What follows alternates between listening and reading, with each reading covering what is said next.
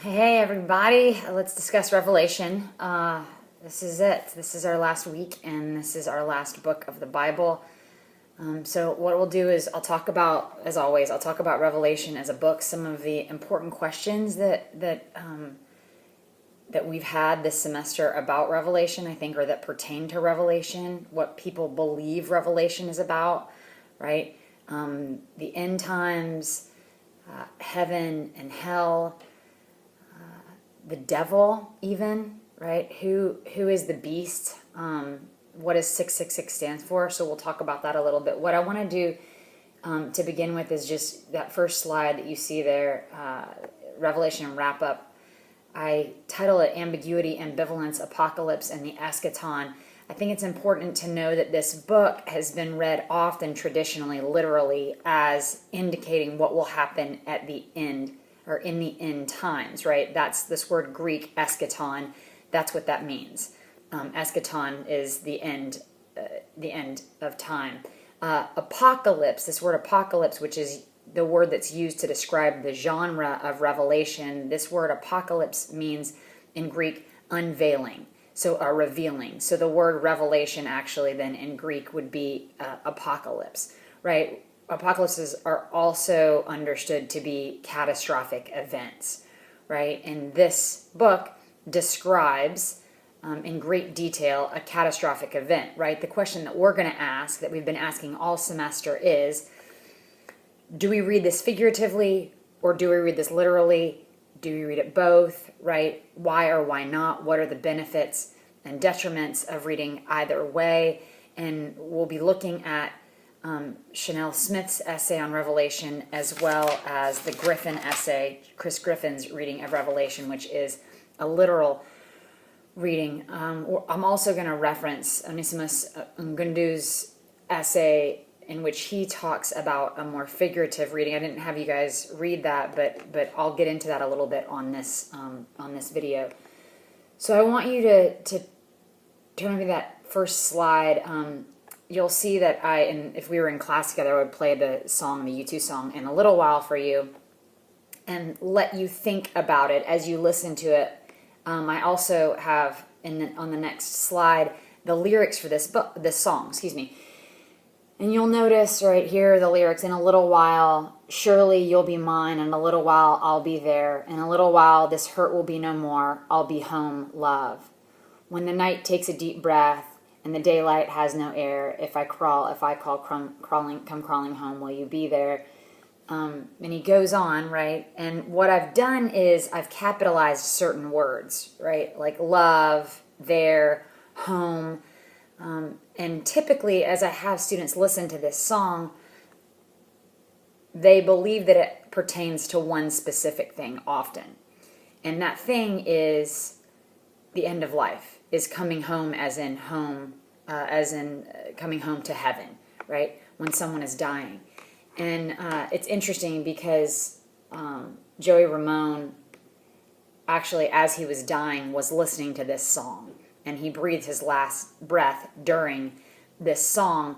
And so a lot of people have seen it symbolically as representing a coming home to heaven or to God, or just to at the end of life. What Bono actually wrote the song about is a hangover. So I want you to go and look at the lyrics and see, right, how it could very easily symbolically represent the end of life and coming home after we've lived a long life to whatever that is, right, to an afterlife, to heaven, whatever you believe. But interestingly, literarily for the actual author of the song, it was really about hangover and that feeling the next day after having gone out and partied all night. So just very interesting, right? And also, I guess, more to the point of the class is the way in which one text can be interpreted in multiple ways. And someone could think, for sure, this is what it's about. But we don't ever really know unless we have the author's perspective on it. And with the Bible, we can't ever access the author's perspective because we can't have conversations with the authors that wrote it or the editors or redactors who worked on it, who altered the text, who translated it over time. Right? So moving on to that next slide, something really important then that I want us to think about in light of this example of the song and the class writ large, right, is that where you're coming from always already determines what you see. Where you're coming from and how you look, right? That means how you look, literally how you're looking at the world and also how you're interpreting the world, but also your characteristics, your identity determines how you see things, right? Everything is dependent upon your context. How you interpret the entire world, not just the biblical text, is contingent upon who you are, your experiences, what you know, your context, your culture, your religion, right? Your gender, all these things influence the way that you interpret in general. So it's all then about perspective. Now, let's shift today and think about what we've done up to this point, and then now how we're going to wrap up this semester. So we've talked through, right, the Hebrew Bible through or the Old Testament, right, Genesis, Exodus.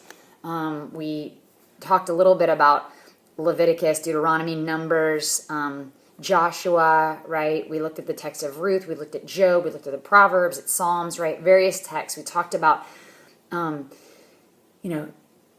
colonial or post-colonial readings. We talked about feminist readings, right? We talked about reading through an interfaith lens, right? Through Islam, through Hinduism, through Buddhism. We looked at racism, right? We looked at various different isms and the way that those isms affect interpretations of the text, right? Traditional interpretations of the text, and how we might recuperate or reread or rethink, reinterpret those texts for other communities, or to listen for and to think about other voices beyond those that have traditionally been dominant, right? So we talked about then, we moved through from the 6th century, right? Remember, we talked about the people of Israel being enslaved by Babylon, right? And the way in which that influenced the writing of these texts about creation, right? And Isaiah, resistance. Remember, we talked about resistance literature. We talked about why certain representations of God would have helped bolster, right, the people's identity, their hope, their confidence in who they were and in the God that represented and looked over them, watched over them, right? We went and moved into Jesus. We talked about the Gospels, right? And then we discussed in this week Paul, and now we're moving into Revelation, right? We also talked about how the Roman Empire destroyed the Jewish temple in 70 CE, how Jews and Jesus followers were persecuted, how Constantine then Christianized the Roman Empire in 313 CE. We talked about, or after 313 CE, we talked about Christianity and colonization a little bit. And now let's discuss more then about the book of Revelation here. You'll notice on this next slide that I have a lot of different images, right? Ways that Revelation has been seen. And one of the things that I would ask you to think about is, when you think about the book of Revelation, what do you think about, right? Now that you've actually read these texts for today, what are the things that you think about when you think about Revelation? Right? And I mean, most people are thinking about judgment, right? Christ coming, about the beast, right? The whore of Babylon, right? Are these things meant to be taken literally? Are they meant to be taken figuratively? You'll notice all of these symbols then on this next slide. So what do you think Revelation is? And maybe a better question is, how do you feel like it should be read? Is it a literal account of the end times? Is it telling us actually about hell and about heaven? Or is this something else entirely? What do you think? Now would obviously be the time that I would ask you to discuss that, and we'd talk through it, what your personal opinions are. The thing is, right, we can't know for sure. What we do know, right, and let's discuss that. Let's focus on that for now. What we can know is that Revelation is an apocalyptic vision, and it is an allegory that was written by John of Patmos in a time of great persecution and crisis, when Jews were being persecuted and suffering under the Roman Empire, right? Again, the Jewish temple was destroyed in 70 CE, and this led to a huge time of crisis for Jews in Jerusalem and throughout the Mediterranean region. So the next slide, you'll notice, has points about Revelation. So let's talk about Revelation then in a nutshell. It was written in the late first century. It's the last book in the New Testament. It's called the Apocalypse, right? The unveiling or revealing. The genre and content actually influenced its placement in the biblical canon, and often it influences the interpretation of Revelation 22:18 through 19, right, which is that text that says, "You shall not take away or add to anything within this book." And it's important to note, right, that that was written specifically for Revelation, but again, it's often interpreted as applying to the Bible in its entirety. This is a common closing. We see this in other places, as you'll note. Deuteronomy 4:2, Deuteronomy 12:32 are examples. All we know of the author is what he wrote of himself. John was a Jewish follower of the way of Jesus, and he was exiled for his teaching and preaching. So he went to Patmos. He was exiled to Patmos.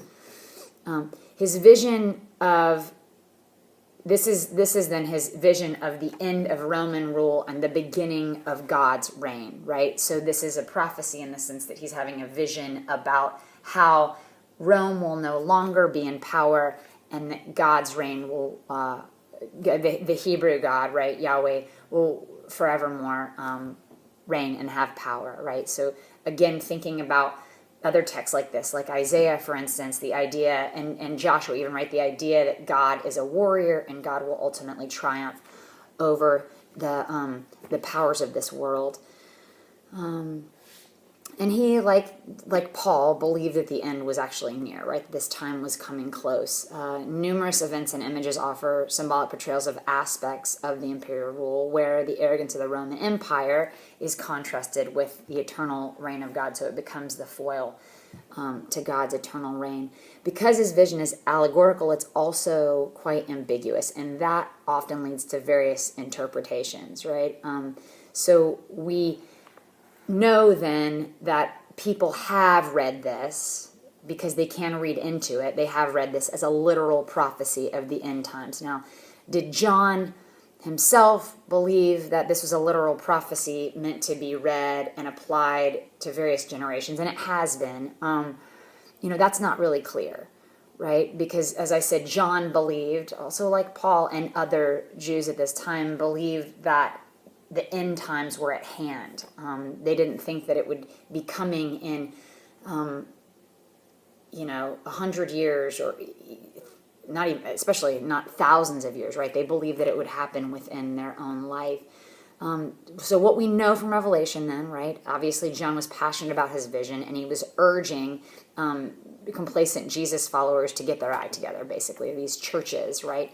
To pull it together and live like followers of the way before it was too late. Ironically, right, John uses the same means to symbolically destroy Rome that Rome deployed, right, violence. As we see, right, Christ comes as a warrior, right? So what I want to do right now is I want to shift and talk specifically about two things, right? Two things that, again, that were asked, questions that were asked at the beginning of the semester when we were playing Jenga, and that I think are really pertinent, because Revelation is a book that is interpreted to, as I said earlier, to specifically reference and offer insight into two things especially, right? Well, maybe I should say three, aside from the end times, right? It offers, it's been interpreted as offering insight into who the Antichrist is, the beast or the devil, right? Represented by the number 666. And this is in Revelation 13:15 through 18 and 14:9 through 11. So I've got that on the slide here, but it's also been interpreted as giving us a picture of what hell is, and it's been interpreted as giving us, I said previously, like an idea of what the end times looks like. That includes who would be included in those who will be chosen, right? Those who will go and reside in heaven with God. Now, again, it's difficult to say, right, that heaven is actually a literal place, especially when we have Jesus speaking of heaven as something that is within you, right? So a lot of work and interpretive work has been done around trying to understand heaven as a literal place. It's not clear from the text that heaven is actually a literal place as much as it is a spiritual place, a figurative place, right? And we don't actually have that much information about it from the biblical text. So let's go ahead and look and think about then the beast, right? The Antichrist, or who has been interpreted as the devil incarnate. So Revelation 13:18 says, "This calls for wisdom. Let anyone with understanding calculate the number of the beast. For it is the number of a person, its number is 666. So that's Revelation 13:18. So interestingly, in Hebrew, Nero Caesar's name is Neron Kaiser. Okay, Neron Kaiser. So Nero Caesar, again, known well by Jews as one who persecuted Jews, right? Right after his reign, the temple was destroyed. In Greek, isopsephy, and Hebrew gematria, every letter has a corresponding numeric value. So every letter has a number. Here's what happens when we add the letters of Nero's name, right? 50 plus 200 plus 6 plus 50 plus 100 plus 60 plus 200. Now you can look at the slide and you'll be able to see this. Those numbers, when added up, are 666. In other words, it is possible, it's highly possible, that John was speaking in a code that Hebrew speakers would have understood, that Jews would have understood when he said, "Let anyone with understanding calculate the number of the beast." The number of Neron Kaiser, his number would have been 666. So John then was representing Caesar, the Caesar at the time, in this way so that Hebrews reading this text would have known, reading this letter, would have known who he was talking about and would have understood that he was the beast that is referenced in Revelation, right? Interesting. Because people to this day are still trying to understand who is the beast and what is the mark of the beast, right? So what happens when we take a text written 2,000 years ago, when the author was talking about a specific person, and we try to apply it wholesale today, is that we find that it could be anyone, right? I mean, people have determined that various historical figures throughout time have been the Antichrist for many reasons, right? They've tried to apply this text to those leaders. So interestingly, that's what happens with interpretation, right? We can always interpret into it our own agendas, our own ideas, and so it's important to be aware of that. Now, the second thing that I want to address is the way in which Revelation may or may not actually be talking about a literal hell or a Christian notion of hell and where that comes from, right? Remember, we talked about throughout the semester the idea of Sheol, right? That was Hebrew, this Hebrew notion of life after death, right? Where do souls go when they die? And in Hebrew, this place, Sheol, is a place where all people went, right? Good, bad, rich, poor, it didn't matter. Everybody goes to Sheol. Right? It wasn't about if you lived a good life or a bad life. Everybody heads there when they die. Now, over time, and with the influence of pagan ideas, right, there developed this notion that there were two places, right? A place where good people go and a place where bad people go. Again, we've talked a little bit about binary thinking that would sort of lead us to separate one place from another, right? And hierarchy, right? Or we would put the good over the bad, and we would name these things, and right? And ultimately, the way in which the idea of hell has been used, we've talked about this in class too, the way the idea of hell has been used as in some ways as a method of social control, right? And fear, right? If you do bad, right? Liars go to hell. If you do bad, you'll go to hell, or, God's going to get you, or the devil made me do it, right? All these ideas. So, right, the idea of Hades we see developing in Greek mythology around the 8th century BC.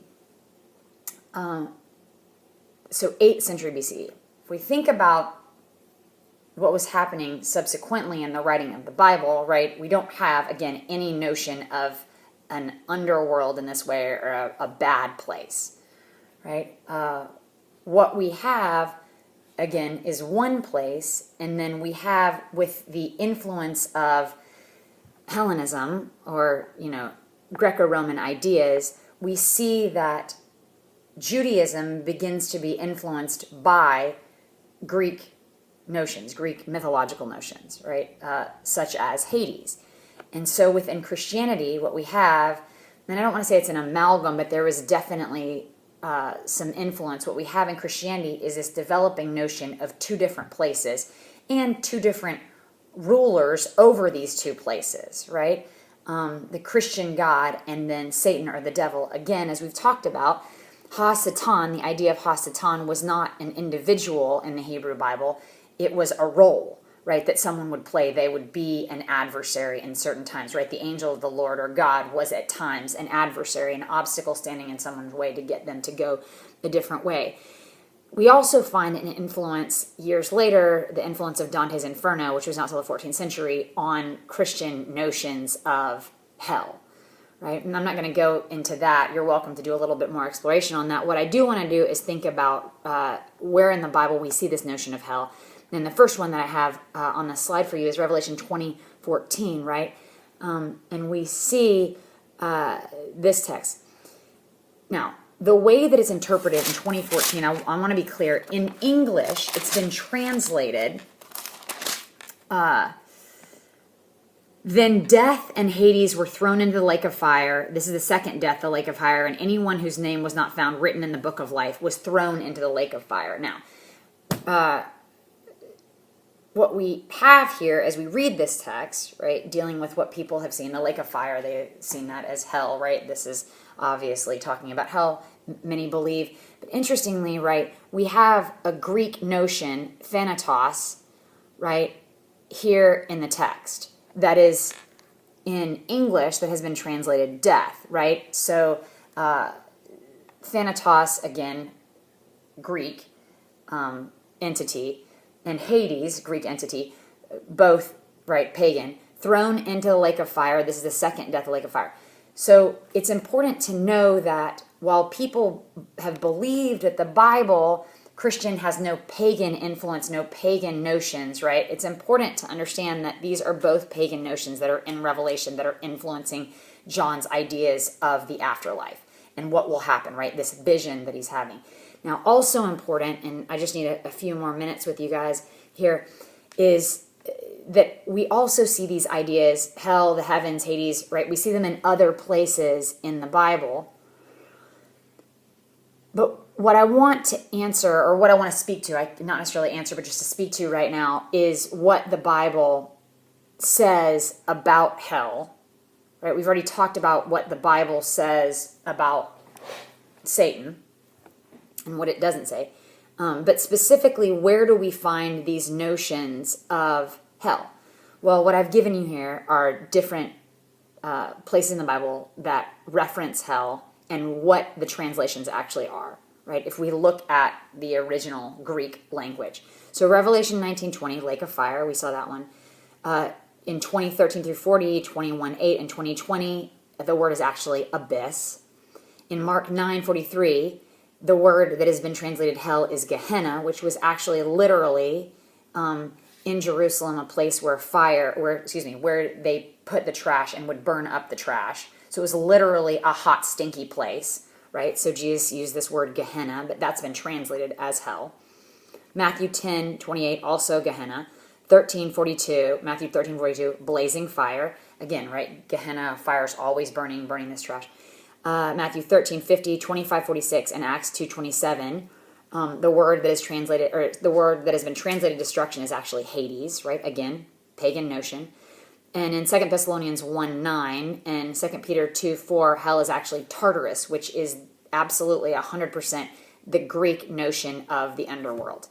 And then Jude 1:7, it's eternal fire. So when people say that the Bible, right, these notions are Christian notions, it's important to note that what is Christian is always already influenced by Judaism and by pagan ideas, specifically the idea of hell. So does that mean there's a hell? Well, that's for you to figure out in your own interpretation and your own faith, right?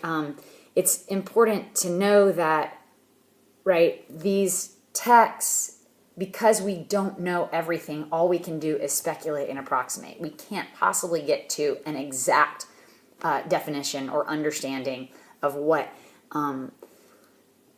the authors meant, and also of what actually exists, right? Because none of us has been there. So important to think about, right? So the next and final question that I have is then, according to Revelation 7 and Revelation 14, who actually gets into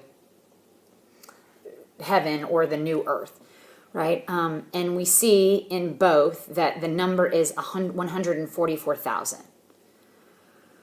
Right? 144,000. Now, this is why Jehovah's Witnesses believe that's who will get in, right? 144,000, literally, it's meant to be interpreted as only these people whose names are written in the book. If we take the Bible literally, right, then we would have to believe that that's who gets in. So the question here then would be, was this actually meant to be read literally? If there is a heaven, would only 144,000 people in a new earth get into that heaven, right? These are the redeemed. So this is the question then that I have for you. What do you think? How do you read this book? Should it be read literally? Why or why not?